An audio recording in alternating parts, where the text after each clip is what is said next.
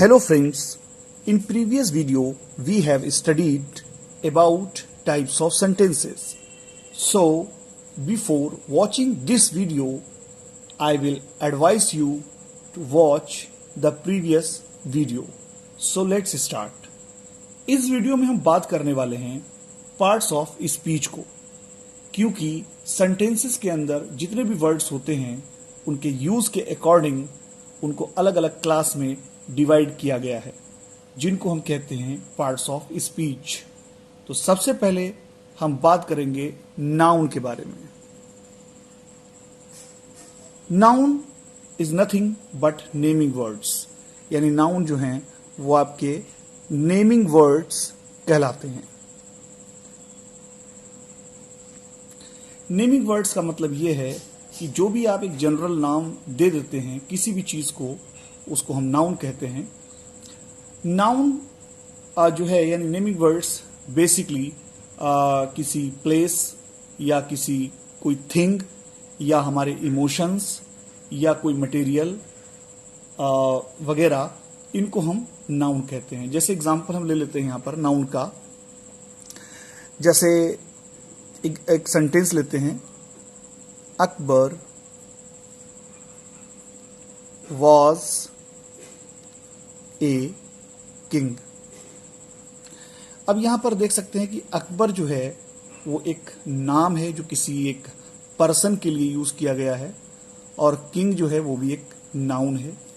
तो ये आपके नाउन कहलाते हैं। इसी तरह से हम एक आध और एग्जांपल ले सकते हैं। We all love honesty। तो यहां पर जो ऑनेस्टी है वो भी एक नाउन है जो बताती है एक हमारे इमोशन के बारे में या हमारी एक क्वालिटी के बारे में बेसिकली। तो ये क्वालिटी जो है ये भी जो है नाउन के अंदर आता है।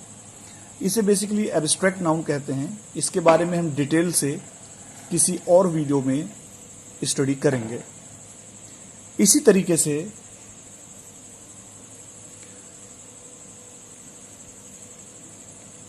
ए कमेटी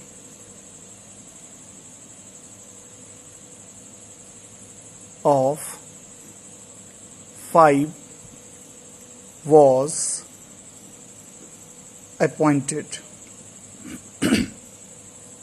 यहां पर जो कमेटी है ये भी कुछ एक ग्रुप को डिनोट कर रही है। ये भी एक नेमिंग वर्ड है, इसको हम कहते हैं कलेक्टिव नाउन। तो ये भी एक नाउन है। तो यहां देख सकते हैं अकबर, किंग, ऑनेस्टी, कमेटी, ये सब जो हैं नाउन के अंदर आते हैं। इसी तरीके से एक एग्जांपल और लेते हैं। Do you have some water। तो यहां पर Akbar, king, honesty, committee, water, ये सब जो हैं वो नाउन है। अकबर एक प्रॉपर नाउन है। प्रॉपर नाउन वो नाउन होता है जो किसी एक स्पेशल जो नेम होता है, जैसे ह्यूमन है या डॉग है। तो डॉग जो है एक तरह का कॉमन नाउन है। लेकिन अगर किसी डॉग को कोई नाम दे दिया, जैसे हमने टॉमी नाम दे दिया, तो टॉमी जो है वो आपका हो गया प्रॉपर नाउन, और डॉग जो है वो कॉमन नाउन। कॉमन का मतलब है जो एक पूरी जाति को जो है डिनोट करता है, तो उसको हम कॉमन नाउन कहते हैं। और जो एक स्पेशल नाम दिया जाता है उसको हम प्रॉपर नाउन। तो यहाँ पर अकबर जो है प्रॉपर नाउन है और किंग जो है वो कॉमन नाउन है। इस तरीके से ऑनेस्टी जो है वो आपका एब्स्ट्रैक्ट नाउन है, यानी जो एक तरह का इमोशन से संबंधित होता है। ऐसी कमेटी जो है एक ग्रुप को डिनोट करता है कमेटी, तो उसको हम कहते हैं कलेक्टिव नाउन। और इसी तरीके से वाटर जो है वो आपका कहलाता है मटेरियल नाउन। तो यहाँ पर जितने भी ये नाउन जो मैंने आपको टाइप्स बताए हैं, इसमें कुछ काउंटेबल भी हो सकते हैं और अनकाउंटेबल भी हो सकते हैं। जैसे यहाँ पर अगर हम बात करें कॉमन नाउन की, तो कॉमन नाउन को काउंट किया जा सकता है, यानी एक डॉग और बहुत सारे डॉग, तो डॉग्स। लेकिन यहाँ पर अगर हमने जो प्रॉपर नाउन है उसको हम काउंट मतलब यानी प्लूरल उसका हम नहीं बना सकते, अकबर्स नहीं कह सकते हम। इसी तरीके से जो ऑनेस्टी है, ऑनेस्टी मतलब एब्स्ट्रैक्ट नाउन जो है, एब्स्ट्रैक्ट नाउन और मटेरियल नाउन, ये कहलाता है मटेरियल नाउन। इसको भी हम काउंट नहीं कर सकते, तो इनको हम प्लूरल नहीं बना सकते, हम ऑनेस्टीज नहीं कह सकते, वाटर्स नहीं कह सकते। तो ये आपका जो है इसी तरीके से जेंडर के बेस पर भी हम इसको कैटेगराइज कर सकते हैं, यानी मेल फीमेल और न्यूट्रल जेंडर भी। तो ये जो है एक बड़ा टॉपिक है जिसको अलग से किसी एक वीडियो में मैं आपको एक्सप्लेन करूंगा। तो ये आपके जो है नाउन कहलाते हैं। दूसरा जो पार्ट्स ऑफ स्पीच में जो वर्ड्स आते हैं उसको हम कहते हैं प्रोनाउन। प्रोनाउन जो है, जैसा आप देख सकते हैं, नाउन से पहले प्रो लगा हुआ है, यानी इसका कुछ नाउन से कुछ कनेक्शन है। तो प्रोनाउन बेसिकली एक ऐसा वर्ड है जो नाउन के जगह यानी प्लेस पर इस्तेमाल किया जाता है और उसको हम प्रोनाउन कहते हैं। जैसे यहां पर एक एग्जांपल लेंगे हम, I do not like coffee. तो यहां आप देख सकते हैं कि जैसे अगर हम यहां पर इसकी जगह लिख दें कि जैसे Ram do not like coffee, और मान लीजिए कि हमारा नाम राम है, तो हम यहां पर कह सकते हैं कि I do not like coffee. तो ये जो आई जो है वो राम की जगह यूज हो रहा है, तो इसको हम कहते हैं प्रोनाउन। प्रोनाउन जो है वो कई तरह के हो सकते हैं, जिनको अलग से जो है स्टडी हम करेंगे किसी एक वीडियो में। तो ये आपका कहलाता है प्रोनाउन। बेसिकली आगे जितने भी हम वीडियोस बनाएंगे उसमें हम आपको बताएंगे कि एक वर्ड जो है वो अलग अलग पार्ट्स ऑफ स्पीच के अकॉर्डिंग अलग अलग तरीके से यूज हो सकता है। यानी एक ही वर्ड एज अ नाउन भी यूज हो सकता है, एज अ एडजेक्टिव भी यूज हो सकता है, और एज अ एडवर्ब यूज हो सकता है, एज अ कंजक्शन यूज हो सकता है, एज अ प्रीपोजिशन यूज हो सकता है, थोड़ा अलग अलग मीनिंग के साथ। तो उससे हमें इंग्लिश को समझने में काफ़ी आसानी होगी, क्योंकि लैंग्वेज को अगर हम लैंग्वेज की तरह ही सीखें तो किसी भी लैंग्वेज को सीखना ज़्यादा आसान हो जाता है। ज़्यादा ग्रामर में अगर हम डीपली जाएंगे तो हम ग्रामर के बारे में ही सोचते रहेंगे। लेकिन इसी वजह से मैं आपको कुछ जनरल जो है इंफॉर्मेशन प्रोवाइड करा रहा हूँ पार्ट्स ऑफ स्पीच के बारे में, और जहाँ मुझे ज़रूरत लगेगी मैं आपको एक्सप्लेन भी कर दूंगा डिटेल में उस पर्टिकुलर पार्ट्स ऑफ स्पीच के बारे में। तीसरी कैटेगरी जो पार्ट्स ऑफ स्पीच में आती है उसको हम कहते हैं एडजेक्टिव। तो जरा एडजेक्टिव के बारे में भी हम देख लेते हैं। एडजेक्टिव जो है वो एक खासियत बताता है किसी भी नाउन की, यानी कोई भी नाउन की क्या क्वालिटी है या वो उसका क्या गुण है, तो उसके बारे में जो वर्ड्स बताते हैं उनको हम एडजेक्टिव के अंदर जो है कैटेगरी में लाते हैं। जैसे यहाँ एग्जांपल अगर हम ले लें, जैसे he is a brave boy.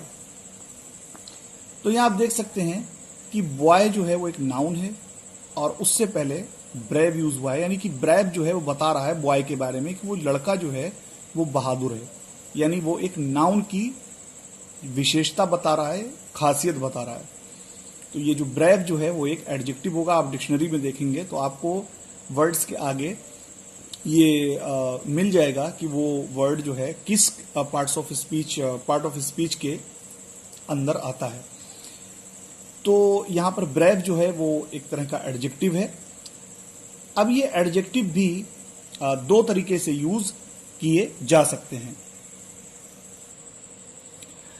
पहला, नाउन से जस्ट पहले भी एडजेक्टिव को यूज किया जा सकता है। जैसे एग्जांपल ले लेते हैं हम यहां पे, a beautiful girl came to me. एक खूबसूरत लड़की मेरे पास आई। तो यहाँ पर जो ब्यूटीफुल जो है वो गर्ल की विशेषता बता रहा है कि जो गर्ल है वो ब्यूटीफुल है। तो ये जस्ट नाउन से पहले जो है यूज किया जा सकता है।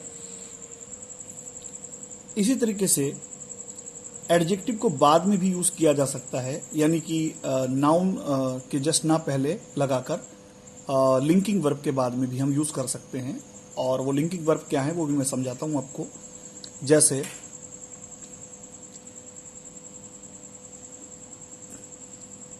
कमला इज ब्यूटीफुल। तो यहां पर आप देख सकते हैं कि ये जो इज आर एम जो है, is are am was were, इनको हम लिंकिंग वर्ब कहते हैं। ये हेल्पिंग वर्ब की तरह भी यूज होते हैं, लेकिन यहां पर ये लिंकिंग वर्ब कहलाते हैं। और इसके जस्ट बाद या तो एडजेक्टिव आता है या फिर नाउन आता है। तो यहां पर देख सकते हैं ब्यूटीफुल जो है वो कमला के बारे में बता रहा है। इसको हम सब्जेक्ट कॉम्प्लीमेंट भी कहते हैं। तो इज आपका है। इसी तरीके से एग्जाम्पल और ले लेते हैं। ही सीम्स अपसेट। वो अपसेट मालूम होता है। तो यहां पर अपसेट जो है वो भी ही के बारे में बात हो रही है। तो ये आपका जो है यहां पर जो ये एडजेक्टिव है ये किसी भी नाउन के बाद में पहले ना लगाकर बल्कि दूसरे जगह पर यूज किया जा रहा है। तो ये आपके जो हैं एडजेक्टिव्स थे। इसी तरीके से यहां पर एक बात और समझने वाली है कि कुछ एडजेक्टिव ऐसे होते हैं जो नाउन के जस्ट पहले भी रखे जा सकते हैं या एज अ सब्जेक्ट कॉम्प्लीमेंट भी यूज किए जा सकते हैं। लेकिन कुछ एडजेक्टिव ऐसे होते हैं जो सिर्फ एज अ सब्जेक्ट कॉम्प्लीमेंट की तरह ही यूज होंगे। आप उनको नाउन से जस्ट पहले नहीं रख सकते। जैसे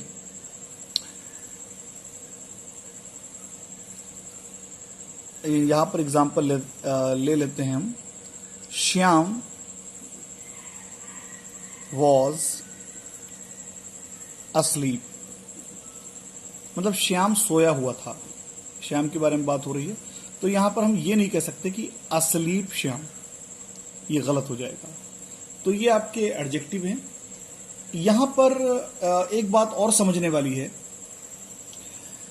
कि कुछ जो एडजेक्टिव ऐसे होते हैं जिनको जो मॉडर्न जो ग्रामेरियन हैं उन्होंने एज अ डिटरमाइनर जो है एक नया पार्ट ऑफ स्पीच जो है उन्होंने कह सकते हैं इन्वेंट किया है, जिनको हम कहते हैं डिटरमाइनर्स।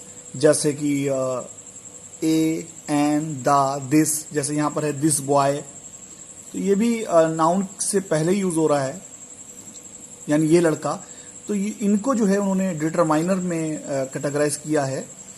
लेकिन आप इनको एडजेक्टिव ही मान सकते हैं। आपको सिर्फ इंग्लिश को समझना है, एक फ्लुएंसी लानी है आपको ग्रामर में डीपली नहीं जाना है। तो यहाँ पर ये जो दिस है और दैट है, दीज है, सम, एनी वगैरह, ये सब जो है हम लोग एडजेक्टिव में ही जो है इसको पढ़ेंगे।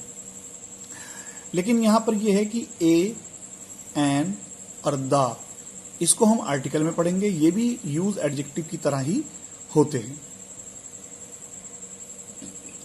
नेक्स्ट जो हमारा पार्ट ऑफ स्पीच है वो वर्ब है।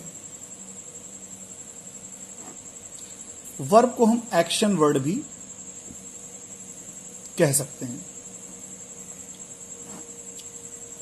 यानी किसी चीज का किसी स्टेट में होना, यानी किसी मुद्रा में होना, या कोई एक्शन होना, यानी किसी काम का होना, जो भी डूअर यानी सब्जेक्ट जो उस चीज को कर रहा है उसको हम जो है वर्ब की कैटेगरी में रखते हैं।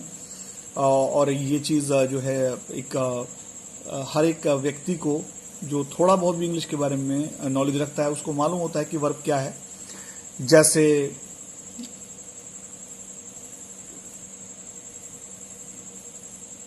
आई गो टू स्कूल डेली।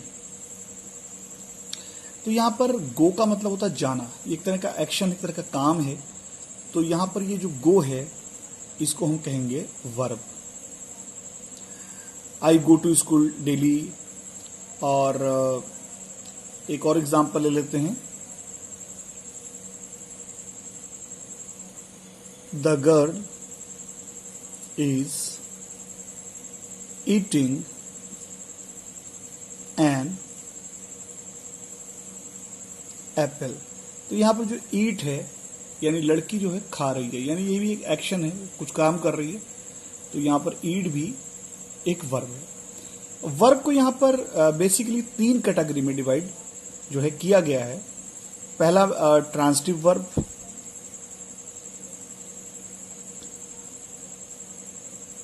दूसरा इंट्रांसिटिव वर्ब,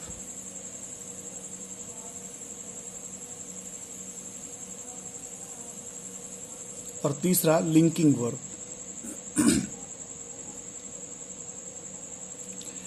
ट्रांसिटिव वर्ब के बाद हमेशा ऑब्जेक्ट आता है। मैंने सेंटेंस वाला जो वीडियो बनाया था उसमें इसके बारे में बताया था। जैसे यहां पर एग्जांपल हम ट्रांसिटिव वर्ब का ले लेते हैं, ही किल्ड अ मैन। उसने एक आदमी को मार दिया।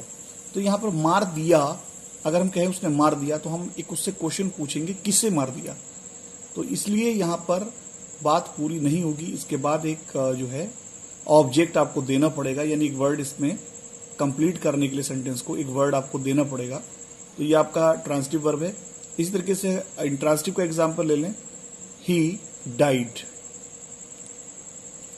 अब ये कंप्लीट होगा, वो मर गया, यानी कि यहां पर जो डाइड है, डाई, वो एक तरह का इंट्रांसिटिव वर्ब है और इसके बाद किसी और वर्ड की जरूरत नहीं होती है। लेकिन अगर आप इसके बाद जो है तो एक प्रीपोजिशन लगा सकते हैं, वो फिर ट्रांसिटिव की तरह जो है वर्क करने लगता है। जैसे यहीं पर लिख लें, ही डाइड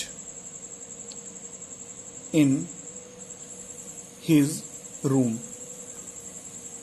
तो यहां पर जो इंट्रांसिटिव वर्ब के बाद अगर हम प्रीपोजिशन लगा दें, प्रीपोजिशन लगाई जा सकती है, तो फिर वो एक तरह से ट्रांसिटिव की तरह बिहेव करने लगता है, इंट्रांसिटिव की तरह उसको समझा जाने लगता है।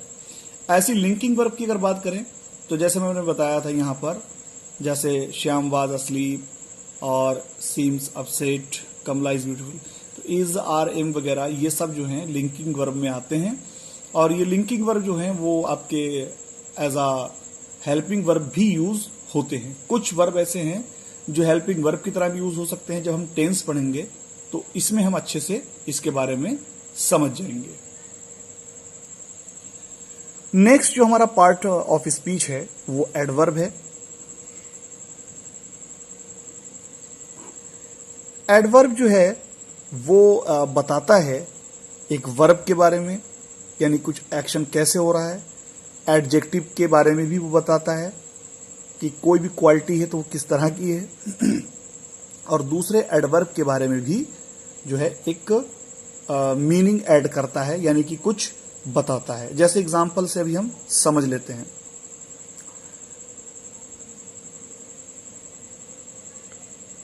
जैसे example, he walked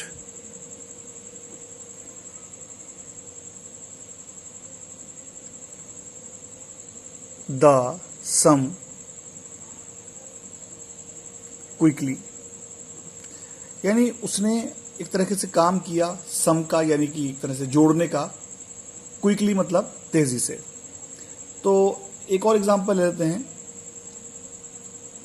he runs fast, वो तेजी से दौड़ता है। तो यहां पर जो रन है वो आपका वर्ब है, और ये जो फास्ट जो है ये बता रहा है कि वो जो रन करता है यानी दौड़ता है, वो कैसे दौड़ता है, तेजी से दौड़ता है। तो यहां पर फास्ट जो है वो एडवर्ब हो जाएगा। तो यहां पर ये एडवर्ब है। इसी तरीके से एक और एग्जांपल ले लेते हैं हम, this flower is very beautiful. अब यहां पर देख लीजिए आप, ये फ्लावर बेहद खूबसूरत है, यानी बहुत खूबसूरत है। तो यहां पर ब्यूटीफुल जो है वो एक तरह का एडजेक्टिव है जो एज अ समझ लीजिए कि कॉम्प्लीमेंट की तरह यूज हुआ है, सब्जेक्ट कॉम्प्लीमेंट, यानी फ्लावर के बारे में बता रहा है कि फ्लावर जो है ब्यूटीफुल है। लेकिन कितना ब्यूटीफुल है? बहुत ब्यूटीफुल है, वेरी ब्यूटीफुल। तो ये वेरी जो है वो आपका हो जाएगा एडवर्ब। तो दूसरे सेंटेंस में आप देख सकते हैं कि एडवर्ब एडजेक्टिव की के बारे में भी बताता है। इसी तरीके से एक और एग्जांपल ले लेते हैं हम। She pronounced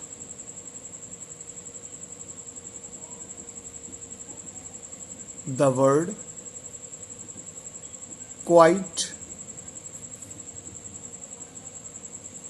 correctly। उसने प्रोनाउंस किया, प्रोनाउंस का मतलब होता है साफ तरीके से बोलना, तो किसी वर्ड को मतलब अच्छे से बोलना, बिल्कुल क्लियरली, उसको हम प्रोनाउंस कहते हैं। तो शी प्रोनाउंस्ड, उसने प्रोनाउंस किया वर्ड को, क्वाइट मतलब काफी, करेक्टली मतलब सही तरीके से। तो यहां पर करेक्टली जो है वो क्या है? करेक्टली बता रहा है प्रोनाउंस के बारे में कि उसने प्रोनाउंस किया, कैसे किया? करेक्टली किया। तो करेक्टली यहां पर एडवर्ब है, लेकिन यहां पर इस एडवर्ब के बारे में क्वाइट भी बात कर रहा है, यानी जो करेक्टली किया वो कैसा किया? क्वाइट, यानी काफी। तो ये भी एक एडवर्ब है। तो यहां पर देख सकते हैं एडवर्ब एडवर्ब के बारे में बता रहा है। तो ये आपके एडवर्ब हैं। एडवर्ब में हम जो है, अब जो भी हम आगे वर्ड्स सीखेंगे उसमें हम different different parts of speech के अकॉर्डिंग किस तरीके से वर्ड का यूज होगा उस बेस पर हम जो है सीखेंगे, क्योंकि बहुत सारे वर्ड्स ऐसे हैं जो एज अ एडजेक्टिव भी यूज हो सकते हैं, एज अ एडवर्ब भी यूज हो सकते हैं, एज अ कंजक्शन भी यूज हो सकते हैं। तो उससे हम इंग्लिश को बहुत अच्छे से समझ पाएंगे। नेक्स्ट जो हमारा पार्ट ऑफ स्पीच है वो कहलाता है प्रीपोजिशन।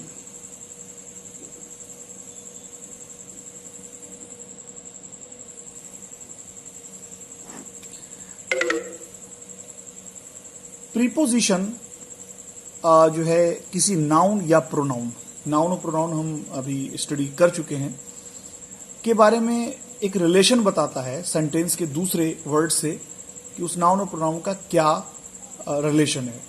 जैसे एग्जांपल हम यहां पर ले लेते हैं,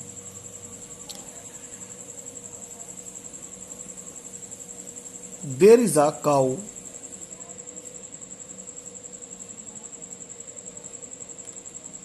इन द गार्डन। गार्डन जो है वो एक नाउन है, तो यहां पर बता रहा है कि गार्डन में जो काउ जो है वो कहां है? गार्डन में है। तो इन जो है वो आपके नाउन की रिलेशन बता रहा है बाकी सेंटेंस के पार्ट से। तो ये आपका प्रीपोजिशन है।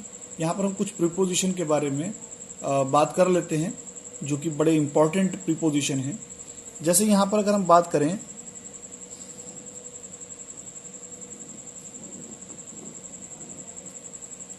सबसे पहले इनटू के बारे में, तो जैसे एक बॉक्स है, मान लीजिए बॉक्स के अंदर हमें जाना है या किसी रूम के अंदर जाना है मान लीजिए, तो इसको हम कहेंगे इनटू द बॉक्स। यहां पर हम कहेंगे इनटू द बॉक्स। इसी तरीके से अगर इसके बाहर आना है तो हम कहेंगे out of the box, out of the box, यानी बॉक्स के बाहर। ऐसे ही अराउंड का मतलब है, इसी बॉक्स का अगर एग्जांपल लें हम, तो यहां पर इस बॉक्स के चारों तरफ, जैसे यहां से चारों तरफ हम घूम के आए एक तरीके से, उसको लपेट दिया हमने, तो हम कहेंगे अराउंड द बॉक्स, यानी बॉक्स के चारों तरफ, अराउंड द बॉक्स। इसी तरीके से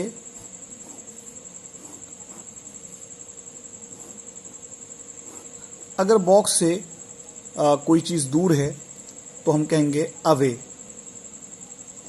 अवे फ्रॉम द बॉक्स, यानी बॉक्स से दूर। इसी तरीके से अगर कोई चीज इसकी तरफ आ रही है तो हम कहेंगे टूवर्ड्स द बॉक्स, यानी बॉक्स की तरफ, इसका मतलब ये हुआ। ऐसी कोई चीज बॉक्स के पास से गुजर रही है, यानी किसी चीज के पास से गुजरना, तो हम कहते हैं पास्ट द बॉक्स, यानी बॉक्स के पास से गुजरना। अगर बॉक्स के ऊपर कोई चीज तरीके से आ जाए, यानी मोशन में, तो हम कहेंगे on to the box, on to the box, यानी कि इसके ऊपर कोई चीज आ जाए, बॉक्स के ऊपर, जैसे कोई भी कीड़ा वगैरह या कोई चूहा वगैरह, तो हम कहेंगे ऑन टू द बॉक्स। इसी तरीके से अगर इस बॉक्स के से बना लेते हैं इसको,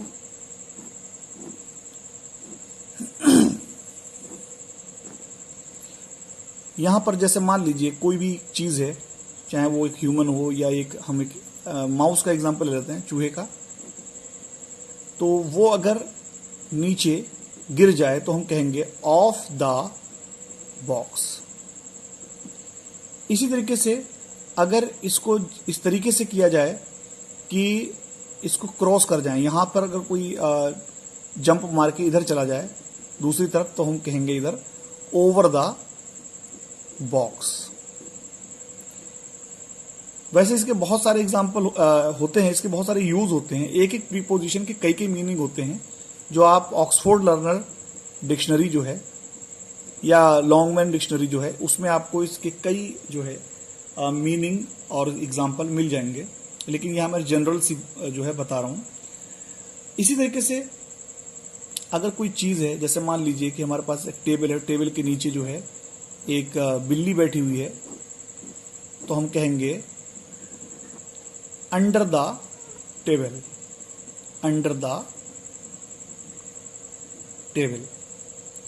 इसी तरीके से अगर कोई चीज है, कोई पाइप है, और उस पाइप के अंदर से कोई चीज चली जाए, मान लीजिए एक चूहा इसके अंदर चला गया, तो हम ये कहेंगे through the pipe, through the pipe.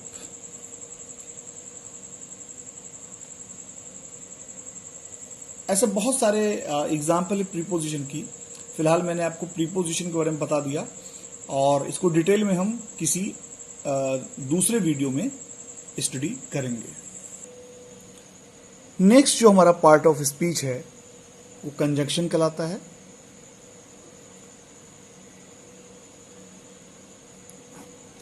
Conjunction का मतलब होता है जोड़ना, और कंजंक्शन का इस्तेमाल वर्ड्स को जोड़ने के लिए, जैसे दो नाउन्स हैं या दो प्रोनाउन हैं या दो सेंटेंस हैं या दो क्लॉज हैं, इन सब को जोड़ने के लिए यूज किया जाता है।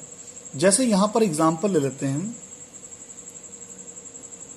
Rama and Hari are cousins. तो यहां देख सकते हैं दो नाउन जो हैं, नेमिंग वर्ड उनको जोड़ा गया है, रामा और हरी कजिन्स हैं। इसी तरीके से आई रैन फास्ट बट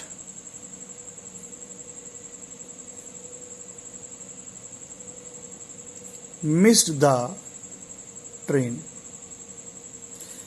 मैं तेज दौड़ा लेकिन ट्रेन को मिस कर गया, यानी ट्रेन को नहीं पकड़ पाया। तो दो क्लॉज हैं, ये क्लॉज भी बेसिकली सेंटेंस है, इसमें थोड़ा फर्क होता है जिसको मैं डिटेल में आपको बताऊंगा। कुछ एडवर्ब भी कंजंक्शन की तरह ही काम करते हैं और कुछ प्रोनाउन भी कंजंक्शन की तरह काम करते हैं, लेकिन उनमें थोड़ा थोड़ा डिफरेंस होता है जो आगे वीडियोस में आपको समझा दिया जाएगा। नेक्स्ट इसमें जो पार्ट ऑफ स्पीच है उसको हम कहते हैं इंटरजेक्शन।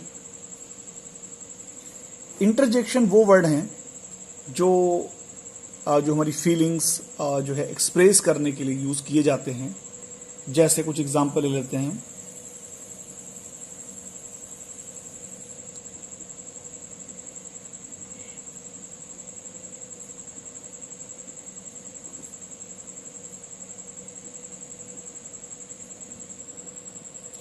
यहाँ पे है, जब भी हम करते हैं इस तरह हश इस तरीके से कहते हैं, इसका था द बेबी इज स्लीपिंग, यानी बच्चा सो रहा है।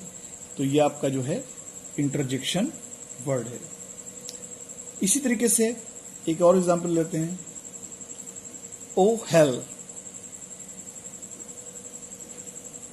आई have lost my purse.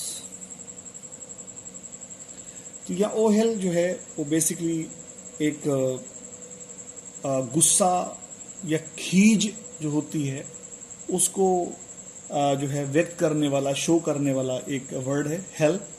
O hello, अरे यार, इस तरीके से। आई हैव लॉस्ट माई पर्स, मैंने अपना पर्स खो दिया। एक और एग्जांपल लेते हैं,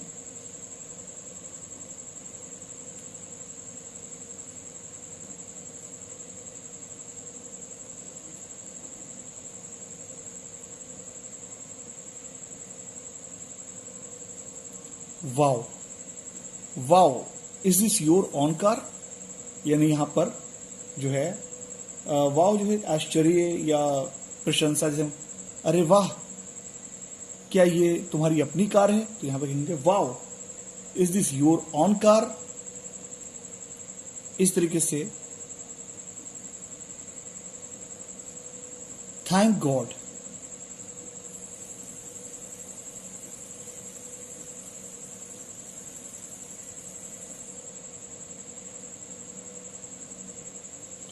thank God he did not ask about it. तो यहां पे वो शुक्र है उसने इसके बारे में नहीं पूछा।